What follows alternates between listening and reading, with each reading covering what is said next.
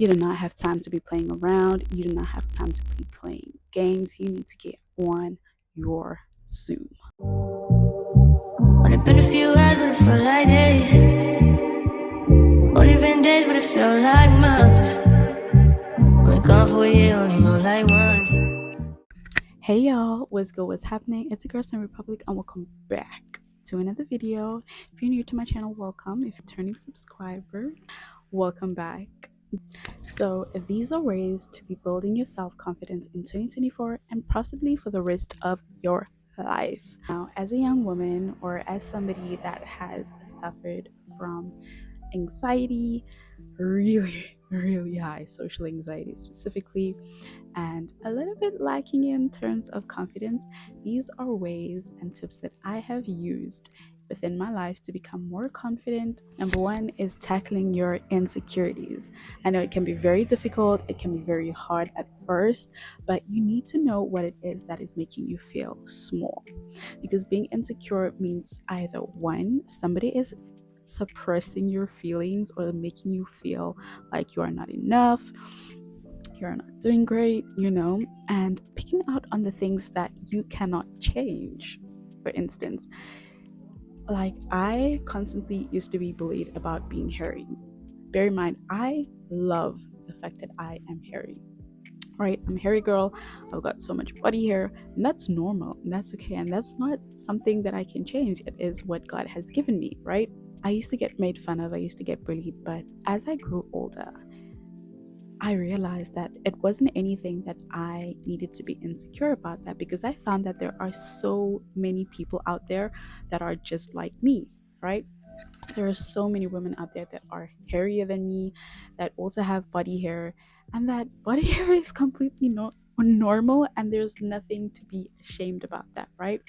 A lot of people will try and make you feel small, try and make you feel not good enough. They'll make fun of the things that they lack, or sometimes make fun of the things that doesn't even make sense because they lack confidence or they are lacking something that they wish they've had, maybe emotionally or in some type of way. So you got to tackle your insecurities. You got to tackle embracing what it is that you have, how it is that you look, or accepting the fact that there's nothing you can change about it. And if there is something that you can change about it, don't let anybody pressure you into changing something about you that doesn't need any changing. And another example was that there was this one person that always used to make fun of my nose. And I was like, there's nothing wrong with my nose. I could always breathe. I was like, oh, to the point where I even considered getting a nose job. And then I realized, like, wait, this isn't about me. This is about you. You're projecting your problems and trying to make me feel bad about loving myself the way that I am.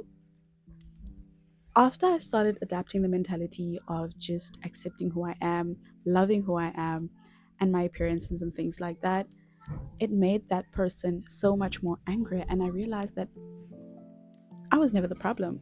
It's not my fault that that person is going through whatever they're going through and that they're projecting their feelings or whatever the hell that they were going through onto me. And I realized that I am always in control in terms of how I want to feel about certain things. Like nobody can make me feel some type of way about anything, right? Regardless of how they say it. They can be mean about it, they can be pushy, they can tug you, but like at the end of the day, there's nothing you can do about it. Like they're just gonna keep on bugging and being mean because they mean and they have nothing better to do with themselves but pick on other people. Number two is detaching from monetary spirits, right? Monitoring spirits are basically people that constantly watch you or want to know what's going on in your life on a constant basis so they can bring you down and they can demotivate you from doing the things that you want to do. They will take away the confidence that you have in yourself in terms of doing anything, right? They will constantly want to know what's going on in your life, who you're dating, why you're dating this person, or what's going on in your life. If you're having issues at home, why are you having these issues at home? Who are you having these issues at home? So they can spread it around, right? Or so that they can make you feel bad about the things that is happening in your life that you have no control over. When it goes out and you start hearing different variations of what's going on in your household, what's going on in your friendship group, what's going on between you and your partner, and just in your life in general. You're like, how the fuck did this shit get out to this when I've only told one person? So stop telling people shit, period.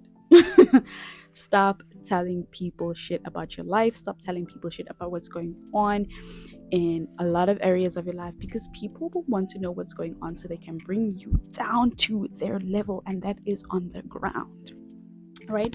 And that's not to say that you should be all high and mighty and things like that. It's just to say that it's okay to be private, and it's okay not to tell everything that's going on in your life, even to like your mom or your best friend or a really close friend of yours. They don't need to know anything that's going on in your life, or they also don't need to know a lot that's going on in your life.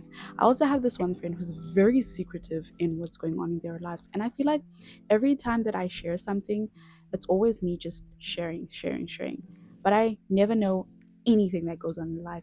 And that's when I realized that this person is actually really just monitoring thirst. They just want to know what's going on in my life, yet I know nothing about what's going on in their lives, right?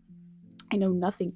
And it's not that I don't want to know anything that's going on in their life. I want to know because we're sharing moments as friends, and I want to be able to communicate in ways with my people, right? Well, I want to be able to communicate with somebody that will not drag me down, but at the same time, that will not be looking for my downfall whenever it is that something happens in a way that they're like, oh, yes. Or they're like, didn't I tell you this was going to happen? Or they're like, just, yeah, but I mean, you know, your real friends will never just have one-sided conversations with you. They just want, like, they don't always just speak about you. A modeling spirit is somebody that always asks you questions in terms of what's happening in your life, what's going on. And if they're not asking questions, they're putting out statements so that you're able to let them know what's happening on a day-to-day basis or just in your life in general. And that's bad, right?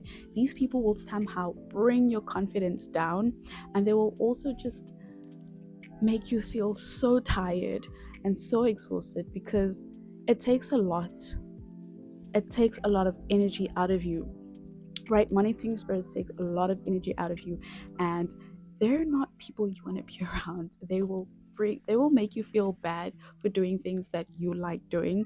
They will dumb on your confidence so that you feel like you're not good enough to be around certain people, to be around within a certain friend group. Heck, they'll even stop inviting you to places, environments, or even like within social groups, because of silly, stupid stuff. But you have to remember at the end of the day that if you want to boost up your confidence, you want to be a more confident person, you got to know that these type of people or these type of situations should never bring you down in any type of way whatsoever, right? Being a more confident person, you need to prioritize your energy. You need to prioritize your energy, your aura, your mindset. You need to know who your close friends are, right? So that you're allowed to be who you want to be. Know your enemies. It is so important to know who your enemies are.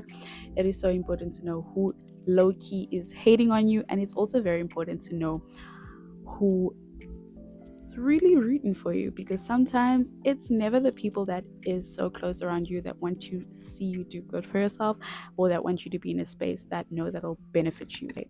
So, in terms of building self confidence, you'd sometimes find that finances play a huge role in how you feel about certain things and how you do certain things. And if you feel like money is very important, yes, it is important to have money, then you need to actually be putting in the work. You need to find yourself a job. You need to find yourself a job that pays in a way that you're able to survive. Okay? Being jobless and complaining is going to ruin your self confidence. It's going to ruin you in a way that you become non-confident, that you stop taking care of yourself. Like, money makes you confident, money makes you comfortable, money makes you look good, money makes you feel good, because you're able to provide for yourself in a way that you are able to elevate yourself. A lot of people are not going to always be there to provide for you financially. You as a woman or as a man need to be able to provide for yourself first before you are able to provide for anything else, right? And being able to provide to yourself brings you so much confidence. and it gives you a little bit of pride and a little bit of sustainability, knowing that you have a sense of security. A sense of security increases your confidence, like on another level. Make something out of yourself, do something about it. Another step into building confidence is building your personal brand, and I've spoken about this in another video that I will be linking up in one of the corners right here. Is that building a personal brand does bring your self-confidence. It is one of the things that makes you know that you are valued, right? That you are valued and that you are a person of stature. Now, this does build confidence, and it's somewhere I would say that is more of an intermediate to a difficult level, because you'd constantly have to work on yourself as a human being, emotionally, physically, as well as mentally, right? And it takes time to build a brand, as much as it takes time to build a business, as much as it takes time to build confidence. So it's something that you constantly have to be working on, practicing on, to become a better person, to become more confident, right? You also have to put yourself in a certain way, presenting yourself also in that way that doesn't make you feel uncomfortable, right? You've got to be comfortably out there to know that, oh, nothing's going to ruin my day. This person is not going to ruin my day. And also just investing in your appearance. Another way into building confidence is investing in your appearance. I cannot stress this enough. When you look good, you feel good. Nothing is going to come in your way when you feel good. You know how when you dress up to go to the club, or when you dress up to go on a really cute date, and you feel like, oh my God, I look good, I smell good, like my hair is looking great, my makeup is looking great, like nothing's gonna ruin my vibe, right? That's how you need to feel on a daily basis. Okay, so this is when I realized that my mic was off, but what I mean to say is that you need to be able to look good on a constant basis, because your appearance matters. And don't let anybody tell you that looks don't matter. Looks matter 100%. It's very important to look the part when you're in certain places, or just overall being a well-dressed person. There are so many examples of how you can look, or what you can look for in terms of being a well-dressed person. And I find a lot of my personal dressing inspirations from Pinterest, right? If you're somebody that's looking to dress well in corporate, to dress well in school, or just develop a personal style, find inspiration and shop those looks, right? Find high quality garments, high quality shoes, and it doesn't really have to be expensive for you to look good or dress well. And these are things that really do boost your self-confidence in a lot of ways, because I kid you not, it's not just only about the confidence that you get also, or even the compliments that you get from other people. It just makes you be well prepared and well dressed on a daily basis for your future in the long run. Right, so you do not want to be somebody that is the smiley person. Investing in your hygiene is so important, right? As not only is it a good practice, but it also helps maintaining good confidence, right? Hygiene should actually be number one on your list in terms of building self-confidence. When you smell good, you feel good, and when you feel good, you look good. So make sure that you're investing in quality hygiene products that gives you good body hygiene. This is brushing your teeth, putting on roll-on, having a good shower routine, putting on lotions that accentuate your smell or your bodily scent, and just topping it off with a really good perfume. Just being refreshed during the day, right? Take time out to refresh yourself during the day, especially for the office girlies. If you feel like you sweat heavy, or you tend to stink up a little bit during the day, on your lunchtime, restroom for like 10-15 minutes, freshen up, girl. Reapply the roll-on, go have your lunch, and have yourself a good day. Sorry, my mic's crazy, so I'm gonna have to charge it, and I'm also gonna just have to speak up, right? So yeah, hygiene is very, very, very, very, very important in terms of building your confidence. You don't want to be the smelly person in the office, you don't want to be the smelly person in uni, and you just don't want to be the smelly person, period. It's gonna make you feel bad. People are gonna talk bad shit about you, and if nobody's telling you that you stink, that's a problem, right? And it will also just having good hygiene builds your confidence. So last on my list is practicing good speech. It's so important to be able to speak well and to be able to articulate the words properly. I do find myself sometimes just struggling to speak properly because I have a variant of accents when I'm around different people. Around certain people, I dumb down on the way that I talk because I am able to blend in different environments, but I do that sometimes just so that some people are able to relate or understand me on a different level. But then I realized that me lowering myself or changing the way that I talk is a sense of insecurities, and it doesn't really sit well with me that I constantly have to switch up the way that I talk in order for people to be comfortable around me, or in order for me to be comfortable around certain people. Because a lot of the times you'd find people would judge you for the way that you talk or the way that you articulate. But then again, I come from a place where my parents did not send me to school to not speak properly, to not articulate my words properly, and to not have proper. I went to school for 12 years, and to think that I will not be speaking proper English with somebody, or for somebody to make fun of me for speaking the way that I speak in the accent that I'm speaking in, is ridiculous. Don't let anybody, and I mean do not let anybody make you feel bad for speaking the way that you do.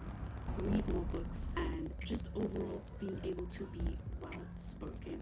It is a skill that you still can learn at any stage in your life, and I do encourage it as it does build confidence. You have to understand that in certain environments, in certain places, not everybody's going to speak the way that you speak, but being able to be understood is very important. So that is what I have in terms of building your confidence and just becoming a more confident person, right? So if you do want to see more videos like this, let me know in the comment sections down below. Don't forget to like, comment, and subscribe, and share this video, and I'll see you guys in the next one. Bye.